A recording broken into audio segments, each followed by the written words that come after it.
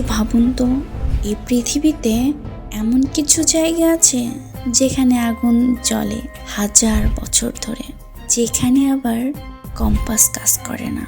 আবার এমন কিছু কিছু জায়গায় মানুষ ঢুকলে আর ফিরে আসে না।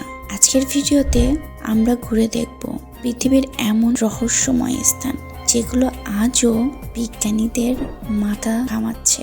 ডোর টু হেল তুর্কের ম্যানিস্তানে অবস্থিত। 1971 সালে সোভিয়েত বিজ্ঞানীরা এখানে গ্যাস অনুসন্ধান করতে গিয়েছিল। ভুলবশত একটি বিশাল গর্ত তৈরি করেন। বিষাক্ত গ্যাস ছড়িয়ে পড়ে। বিজ্ঞানীরা তা ঠেকাতে না পেরে তারা সিদ্ধান্ত নেয় আগুন জ্বালিয়ে দেবে। তাদের ধারণা ছিল কয়েকদিনের মধ্যে আগুনটা নিভে যাবে, কিন্তু আশ্চর্যের বিষয় 50 বছরেরও বেশি সময় ধরে এখনো আগুন জ্বলছে। রাতের আকাশে এই জায়গাটি যেন সত্যি নরকের দরজা। দ্বিতীয়টা স্টার আইল্যান্ড, চিলি। চিলি একটি দুর্গম দ্বীপ। এখানে রয়েছে প্রায় 900টিরও বেশি বিশাল পাথরের মূর্তি, যাদের বলা হয় মোয়াইল। প্রশ্ন হলো, কে বানালো এগুলো? কিভাবে এত ভারী পাথর সরানো হলো? আর কেনই বা সব মূর্তি একই দিকে তাকিয়ে? আজও এর সঠিক উত্তর কেউ জানে না।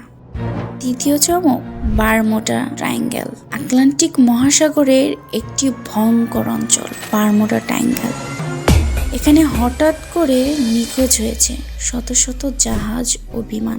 অনেক পাইলট দাবি করেন এলাকায় ঢুকলে কম্পাস কাজ করা বন্ধ করে দেয়।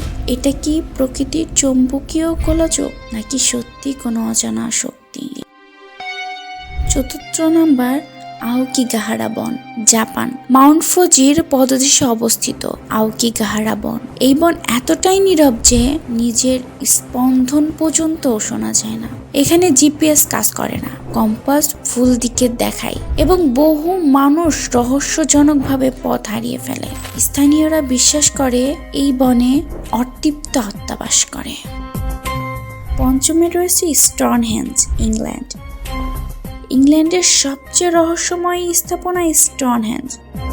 5000 বছরের পুরানো এই পাথর ভিত্তি এত নিখুঁতভাবে সাজানো যে সূর্যাস্ত ও সূর্যোদয়ের সাথে এর সরাসরি সম্পর্ক রয়েছে। এটি কি সত্যি ক্যালেন্ডার, নাকি কোনো প্রাচীন এলিয়েনের প্রযুক্তি?